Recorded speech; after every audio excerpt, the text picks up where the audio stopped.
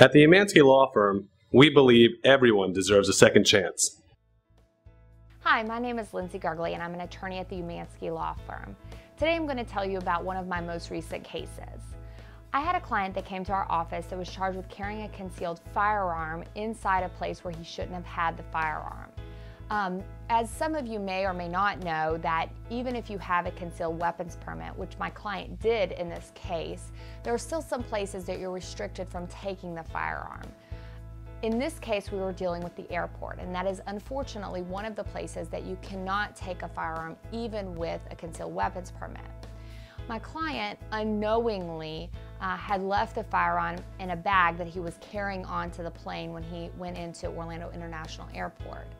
Once he went through security, TSA noticed, of course, that there was a firearm or a handgun in his bag, and he was subsequently arrested. After that, the client came in to visit me and presented a defense to me, saying basically that he had contacted family members, including his mom, while he was on his way and at the airport, saying he couldn't remember, but he thought that he in fact had left the gun out in his house. So he was actually trying to be responsible and calling his family members saying, hey, can you go and in fact put the gun up and put it in a safe? I think I left it out. He found out soon enough that he actually had left it in the bag that he was taken to the airport. These family members wrote sworn statements, and we were actually able to provide phone records as well as statutory and legal research to the state attorney's office to show that the client's defense was actually how it happened, and we were able to show through our research that the client not only had to have the gun, but he had to know he had the gun.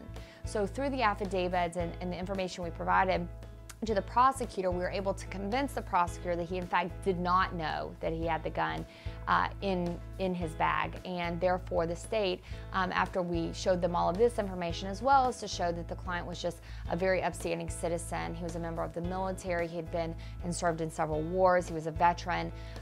Based on all of that information, the state decided to drop the charges.